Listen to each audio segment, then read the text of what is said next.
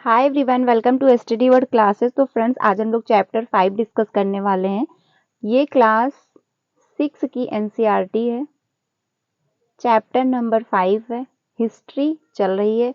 हम लोग ऐसे ही करके हिस्ट्री जब कंप्लीट हो जाएगी तो हम लोग ज्योग्राफी पे चलेंगे, फिर हम लोग पॉलिटी पे चलेंगे, फिर हम लोग 7th क्लास की एनसीईआरटी पे चलेंगे। ऐसे ही करके सारी क्लासेस यानी कि मतलब सारे चैप्टर हम लोग कवर कर लेंगे। फिर उसके बाद हम लोग पीवाईक्यू क्वेश्चन करेंगे। तो स्टार्ट करते हैं। ये चैप्टर 5 है, बाकी चैप्टर मैंने डिस्कस कर लिए हैं, तो अगर आपने वो वीडियो नहीं देखी तो वो भी जाके देख सकते हैं। बाकी हम जल्दी प्लेलिस्ट बना देंगे तो आप लोगों को देखने में आसानी रहेगी। तो आप लोग सारे चैप्टर जब आप लोग देखोगे सीक्वेंस में तो आपको समझ में आएगा कि आखिर मतलब वो कैसे कैसे क्या क्या कौन से चैप्टर में हुआ है और किस बारे में कौन से चैप्टर में कहा गया है। फिर वहाँ पे जब आपको क्वेश्चन मिलेंगे तो आपको समझ में आएगा कि कौन से चैप्टर से फिर आप थोड़ा बहुत मतलब रिलेट करके भी आंसर निकाल लोगे। तो स्टार्ट करते हैं। क्योंकि जो सोशल साइंस है आपकी 40 नंबर की होती है, तो आपको 40 नंबर के हिसाब से ज़्यादा पढ़ना होता है, क्योंकि इसका सिलेबस बहुत ज़्यादा है। अगर आप ऐसे पढ़ने बैठोगे तो आप इसमें मतलब पढ़ते रह जाओगे, सीटेट क्लियर नहीं हो पाएगा। क्योंकि इसका सिलेबस बहुत ज़्यादा होता है, इसीलिए हमको सिर्फ एक ही रास्ता बचता है कि एनसीईआरटी फॉलो करें। क्योंकि जो सीटेड है वो सिर्फ एनसीईआरटी से ही क्वेश्चन बनाता है। 6, 7, 8 की अगर आपने एनसीईआरटी अच्छे से पढ़ ली तो आप सोशल साइंस अच्छे से क्वालिफाई कर लोगे। बाकी अगर आप ऐसे ही सोचते हो कि कोई मैंने बुक ले ली है सीटेड की सोशल साइंस की, या फिर मैंने मार्केट से कोई बुक उठा ली, तो वो आप सिर्फ पढ़ते रह जाओगे, आप क्लियर नहीं कर पाओगे। बस इसका यही रास्ता एक बचता है कि या फिर आप मतलब पूरी एनसीईआरटी अच्छे से पढ़ लो और फिर पीवाईक्यू क्वेश्चन कर लो, आपका सीटेड क्लियर हो जाएगा पेपर 2। तो स्टार्ट करते हैं। चैप्टर 5 है आज। बाकी की क्लासें आपने अगर देखी नहीं है तो ज़रूर देख लीजिएगा, उससे भी आपको काफ़ी कुछ सीखने को मिलेगा। ऐसा ये रहेगा क्योंकि मतलब आप जब वो क्लासें देख लोगे तो सारी आप चैप्टर वाइज चलते रहोगे साथ में। बाकी अगर चैनल पर पहली बार आए तो वीडियो को लाइक करके चैनल को सब्सक्राइब कर लीजिएगा, सो दैट आपको ऐसी क्लासेस मिलती रहे। बाकी सारी इन्फॉर्मेशन भी आपको दी जाती है, टीचिंग से रिलेटेड कौन सी वैकेंसी आई है, क्या चल रहा है, तो आपको सारी इन्फॉर्मेशन यहाँ से मिलती रहेगी। जल्दी हम लोग बीपीएससी की भी क्लासेस स्टार्ट करेंगे। मैं ये सोच रही हूँ कि जब बीपीएससी टीआरई 4 आएगा तब से हम लोग बीपीएससी की भी क्लास स्टार्ट कर देंगे, लेकिन अभी के लिए सीटेट ही क्लास आती रहेंगी। तो स्टार्ट करते हैं। चैप्टर 5 है। चैप्टर का जो नाम है राज्य, राजा और एक प्राचीन गणराज्य, ये चैप्टर का टाइटल है। तो स्टार्ट करते हैं, देखते हैं इसके बारे में। कुछ लोग शासक कैसे बने, मतलब कुछ लोग जो शासक बने तो फिर वो बने कैसे, इसके बारे में इसमें दिया गया है। स्टार्ट करते हैं। लगभग 50 वर्ष पहले हम अपने शासकों का चुनाव मतदान के जरिए करते थे, मतलब करते आ रहे हैं। 50 साल पहले की बात है। लेकिन बहुत पहले लोग शासक वैसे बनते थे। करीब 3000 साल पहले, ये जो बात चल रही है यहाँ पे वो 3000 साल पहले की बात की जा रही, क्योंकि 50 वर्ष पहले से तो हम लोग मतदान ही करना स्टार्ट कर दिए थे। लेकिन ये जो बात मतलब हो रही है, जिस बारे में बात चल रही है, ये 3000 साल पुरानी बात है। कुछ लोग बड़े बड़े यज्ञों को आयोजित कर राजा के रूप में प्रतिष्ठित हो गए। आगे चलते हैं। अश्वमेध यज्ञ एक ऐसा ही मतलब जो होता है, अश्वमेध जो यज्ञ होता है एक ऐसा ही आयोजन था। इसमें एक घोड़े को राजा के लोगों की देख रेख में स्वतंत्र विचरण के लिए छोड़ दिया जाता था। इस घोड़े को किसी दूसरे राजा ने रोका तो उसे वहां अश्वमेध यज्ञ करवाने वाले राजा से लड़ाई करनी पड़ती थी। अगर उन्होंने घोड़े को जाने दिया तो इसका मतलब यह होता था कि अश्वमेध जो है यज्ञ करने वाला राजा उनसे ज्यादा शक्तिशाली है। इसके बाद उन राजाओं को यज्ञ में आमंत्रित किया जाता था। यह यज्ञ विशिष्ट पुरोहितों द्वारा संपन्न किया जाता था। इसके लिए उन्हें उपहारों से सम्मानित किया जाता था। अश्वमेध यज्ञ करने वाला राजा बहुत शक्तिशाली माना जाता था पुराने टाइम में, मतलब जो भी अगर राजा यह यज्ञ करता था तो उसे बहुत ज्यादा शक्तिशाली माना जाता था। यज्ञ में आमंत्रित सभी राजा उसके लिए उपहार लाते थे। आज के टाइम में जब आप कहीं जाते हैं तो कोई अगर पार्टी फंक्शन है तो आप उपहार लेके जाते हैं, तो उसी तरह से जब पुराने टाइम में यज्ञ करवाते थे राजा तो उन्हें लोग बहुत ज्यादा शक्तिशाली मानते थे, और वहां पे जब लोग जाते थे तो उनके लिए उपहार भी लेके जाते थे। इन सभी आयोजनों ने राजा का मुख्य स्थान होता था। उसे राज सिंहासन या बाघ की खाल के लिए एक विशेष आसन पर बैठाया जाता था। युद्ध क्षेत्र में राजा का सारथी ही उसका सहचर होता था। यज्ञ के अवसर पर वह राजा की विजयों या अन्य गुणों का गान करता था, यानी राजा के ही बारे में वो गान किया करता था। तभी आपने देखा होगा कि राजा के बारे में हमको जो लिखी हुई किताबें क्यों मिलती हैं, क्योंकि राजा के मतलब महल में, उनके दरबार में एक ऐसा व्यक्ति होता था जो राजा की ही तारीफें किया करता था। आपने ये देखा होगा कि बहुत कम ही आपको ऐसा मिलेगा कि जो राजा के मंत्री होते थे या राजा के दरबार में जो व्यक्ति होते थे उनके बारे में जो लिखते थे तो उनकी कमियां नहीं लिखते थे, क्योंकि अगर अभी हमसे कोई अपने बारे में पूछ ले तो हम अपनी कमियां तो नहीं बताएंगे। तो इसी तरह से राजा के दरबार में जो मतलब होता था लिखने वाला कवि या विद्वान, तो राजा की तारीफें ही लिखता था, मतलब कमियां नहीं लिखता था। राजा के सगे संबंधी, खासकर उनकी रानियों तथा पुत्रों को भी छोटे छोटे अनुष्ठान करने होते थे। अन्य सारे आमंत्रित राजाओं का काम सिर्फ बैठकर यज्ञ की पूरी प्रक्रिया को देखना, मतलब देखना भर था। राजा के ऊपर पुरोहित पवित्र जल के छिड़काव के साथ साथ अन्य कई अनुष्ठान करता था।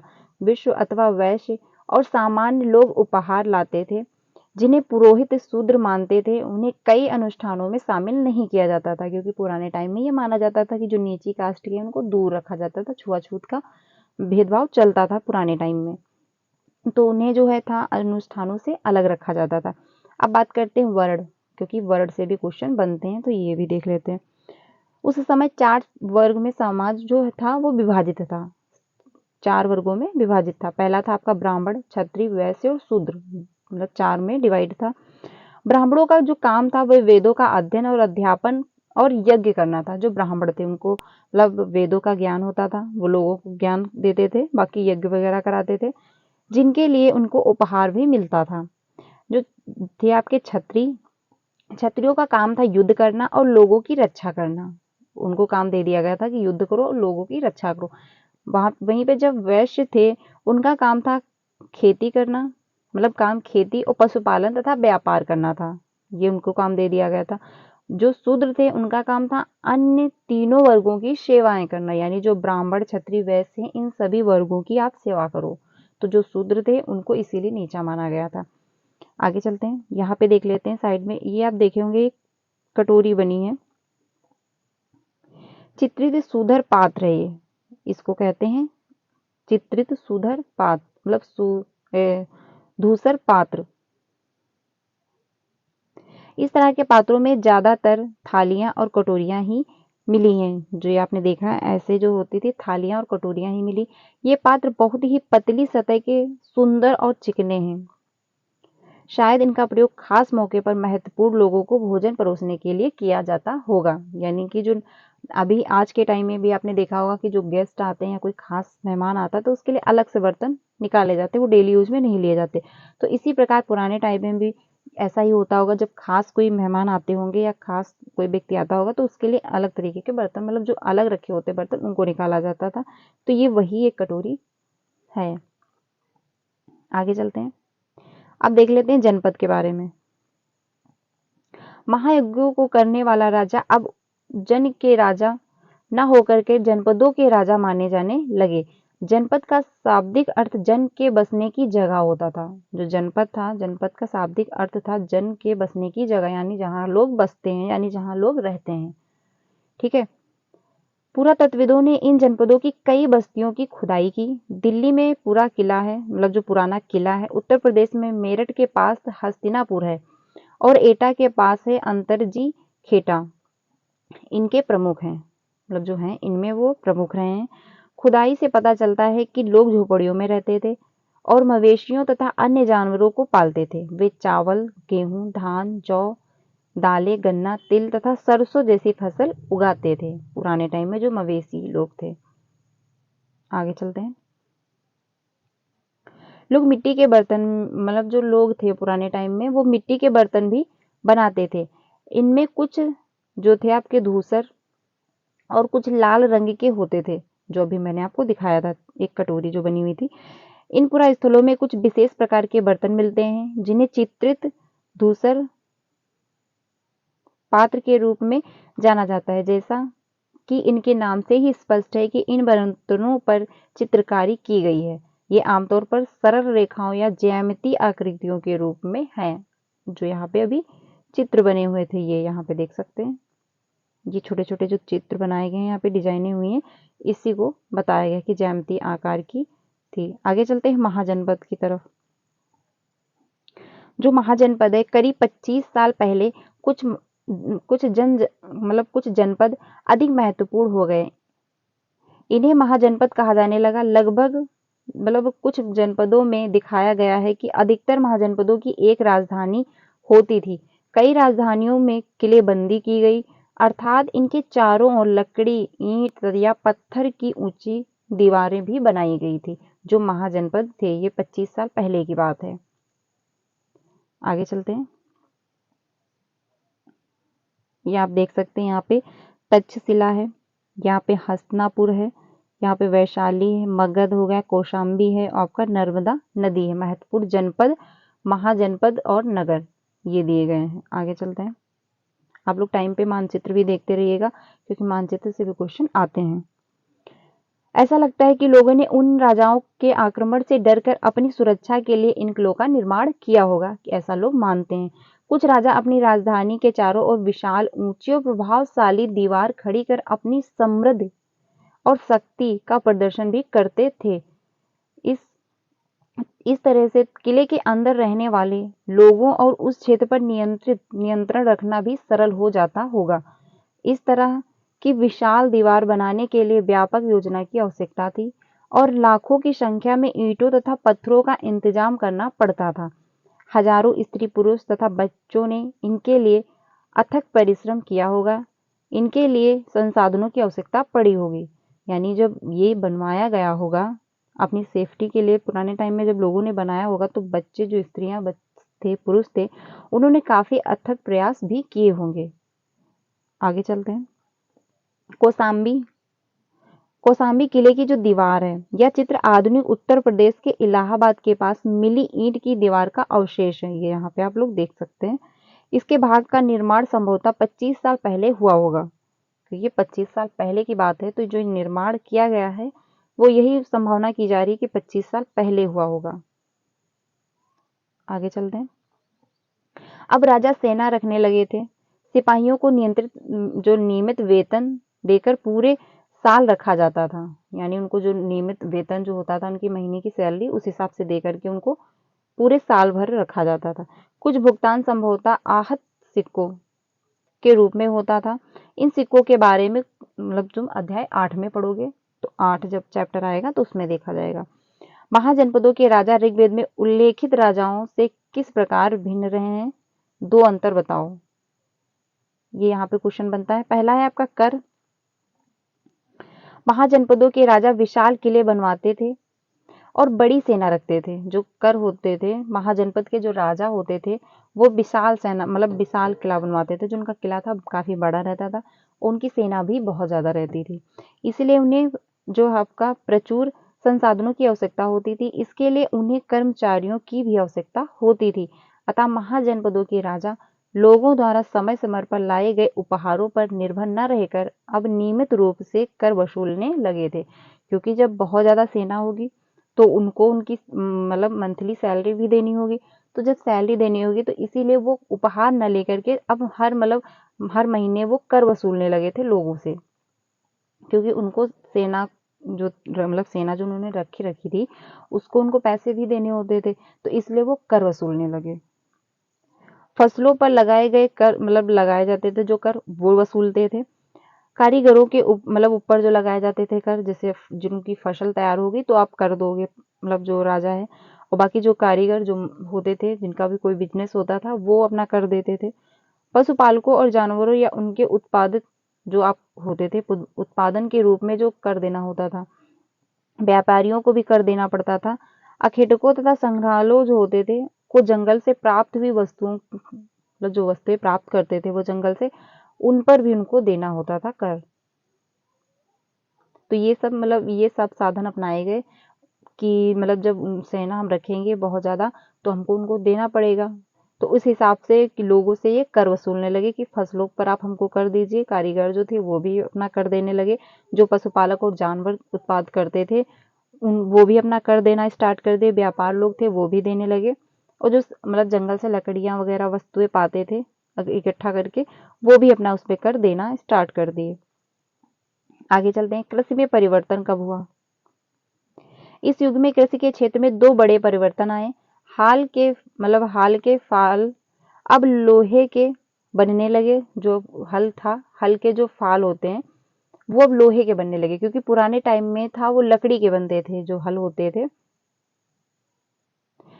तो वो पहले पुराने टाइम में लकड़ी के बनाए जाते थे, क्योंकि तब लोहा इतना नहीं था, मतलब लोगों का दिमाग भी इतना डेवलप नहीं हुआ था। लेकिन अब जब आया, जो परिवर्तन हुआ, धीरे धीरे परिवर्तन होने लगा, तो जब लकड़ी के जो हल थे वो अब लोहे के बनने लगे। अब कठोर जमीन को लकड़ी के फाल की तुलना में लोहे के फाल से आसानी से जोता जा सकता था। इससे फसलों की उपज बढ़ गई। दूसरे लोगों ने धान और पौधे का रोपण शुरू किया, अर्थात खेतों में बीज छिड़क करके धान उपजाने के बजाय धान के पौधे तैयार कर उनका रोपण शुरू कर दिया। यानी जो अब इस टाइम आप देखते हैं कि लोग पहले बीज बोते हैं, फिर धान का पेड़ पौधा तैयार होता है, फिर उसको लगाया जाता है उखाड़ के। तो ये जो प्रोसेस है ये बहुत टाइम पहले चला आ रहा है, यानी 25 साल पहले से ये ऐसा ही जो फसल है वो उगाई जाने लगी थी। अब पहले की तुलना में बहुत ज़्यादा पौधे जीवित रह जाते थे, इसीलिए पैदावार भी ज़्यादा होने लगी। तो ऐसे कृषि में परिवर्तन आया कि जो लकड़ी के हल थे वो बदल दिए गए, लोहे के स्टार्ट हो गए। जब लोहे के हल होंगे तो जो मिट्टी वो बहुत अच्छे से खुदाई हो जाएगी उसकी, तो मिट्टी भी उपजाऊ बनेगी।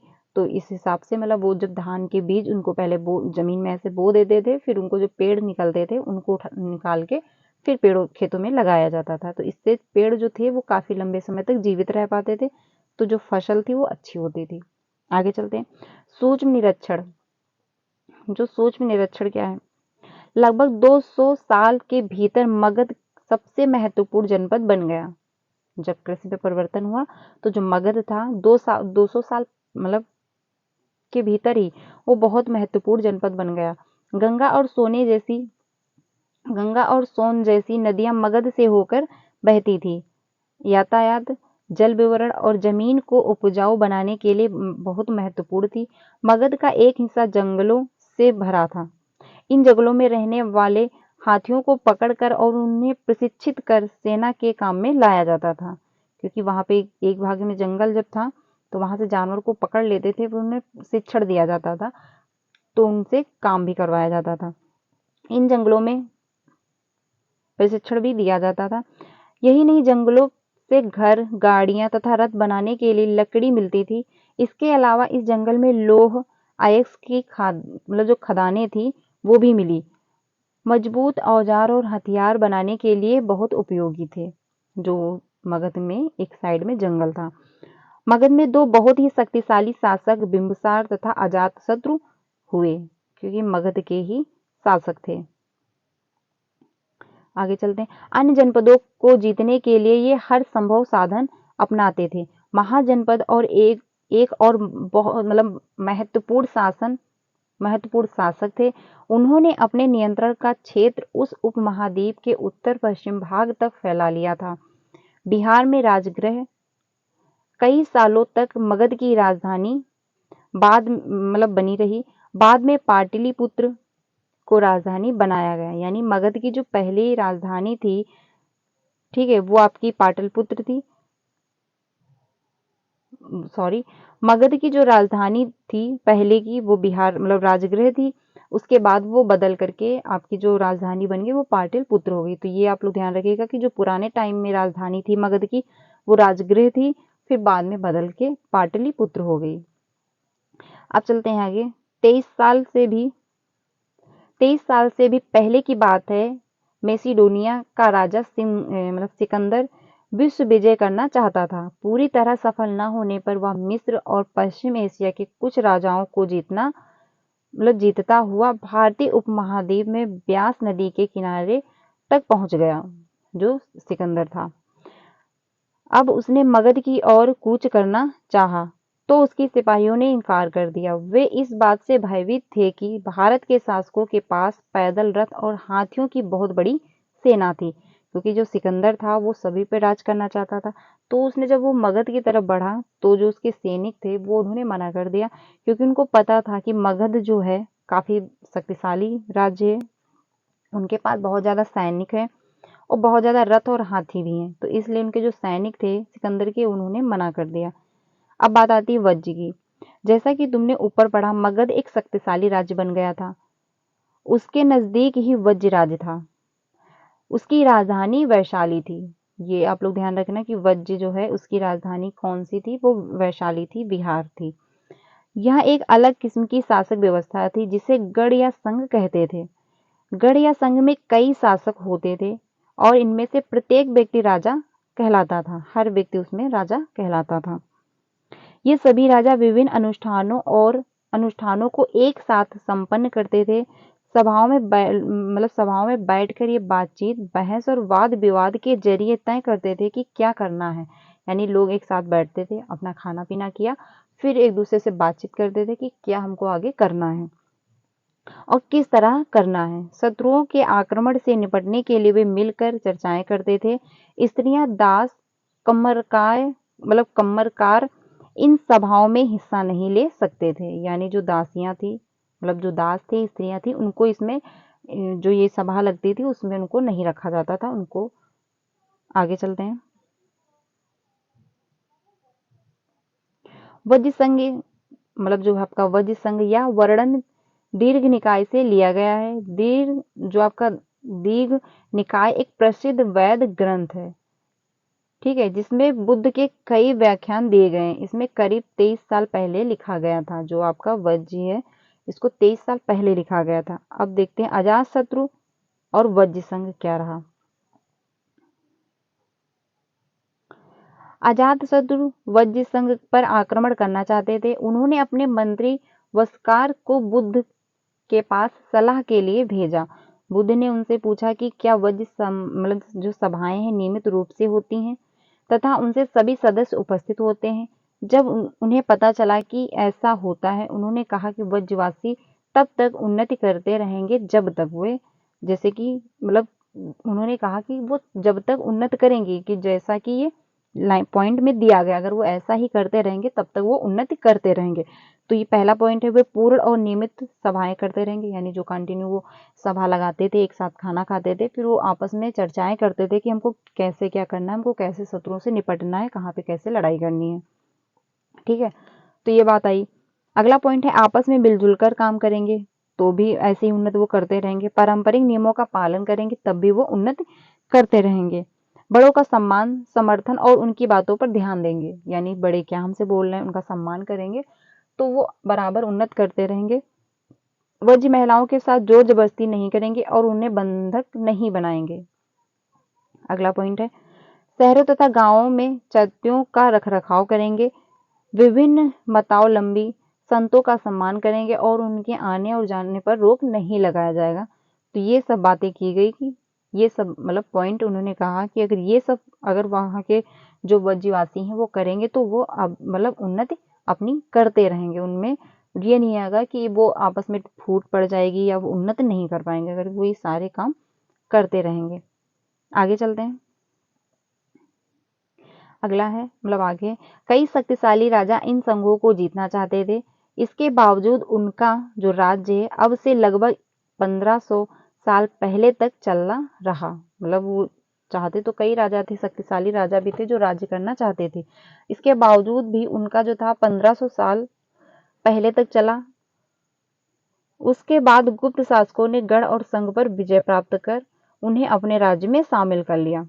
जो गुप्त शासक थे उन्होंने अपना विजय प्राप्त कर लिया, जीत लिया, फिर उसको अपने राज्य में शामिल कर लिया। इसके बारे में अध्याय चैप्टर यानी जो है 9 में हम लोग डिस्कस करेंगे। तो ये जो चैप्टर 5 था ये कंप्लीट हो गया क्योंकि ये छोटा ही चैप्टर था।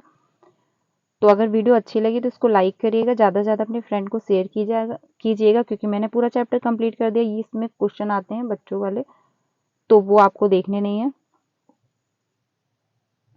ये चैप्टर 5 था, चैप्टर थोड़ा छोटा था। कल हम लोग चैप्टर 6 डिस्कस करेंगे। तो अगर वीडियो अच्छी लगी तो इसको लाइक करिएगा, ज़्यादा से ज़्यादा अपने फ्रेंड को शेयर कीजिएगा। डेली 5 बजे आपको यहाँ पे सीटेट की क्लास मिलती है, सोशल साइंस चैप्टर पेपर 2 की।